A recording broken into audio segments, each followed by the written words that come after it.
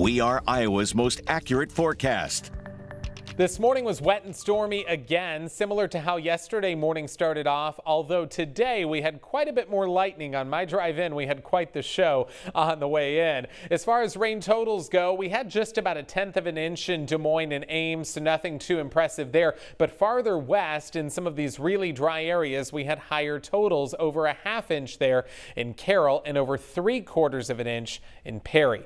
We will only see an isolated storm as we go through the rest of the day. I think a lot of us will be dry all evening. Storms, though, will come in again this weekend, and severe storms could be possible, especially tomorrow night. Warmer and more humid air is still on the way, too, and you can already feel the stickiness out there today compared to what we've had in recent days. The cloud cover is still around southern and western Iowa. We will see that from time to time in central Iowa, too, but it's not obscuring our sun as much as it did yesterday, so we're up to 76 in Des Moines. 77 in Newton, Sheraton, Creston, Perry, and Atlantic. Meanwhile, it's 79 in Oskaloosa, 80 in Iowa Falls. Dew points are a lot higher. Remember, the higher these numbers go, the more humid it feels outside. We've got some low to mid 70s that might be skewed by a little bit of corn and crop out there, but still very high, and it's certainly going to feel more muggy through the afternoon, too, with highs in the mid-range of the 80s across northern Iowa. In central Iowa, mid-80s as well. Guthrie Center, about 87. 86 today in Newton and 88 for the high in Des Moines.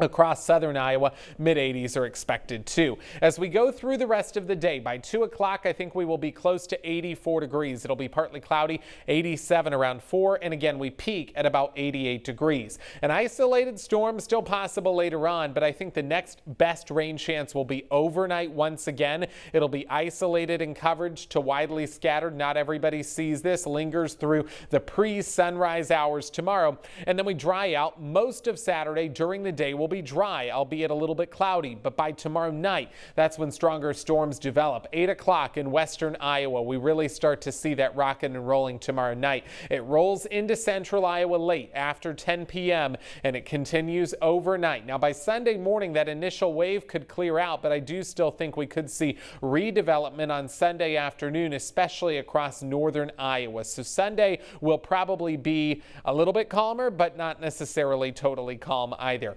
Saturday's severe threat is a level 2 on our threat tracker with large hail and damaging winds, although an isolated spin-up tornado still possible there too. Sunday, a level 1, and that level 2 zone is highlighted across much of northern Iowa for tomorrow. As far as rain totals are concerned, we could see many spots up to about 1 inch or 1.5 inches.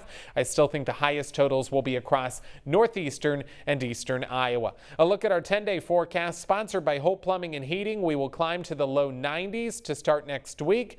And Jackie, I do think we will see a front coming in for the start of the Iowa State Fair. Oh, like back to the 80s. okay.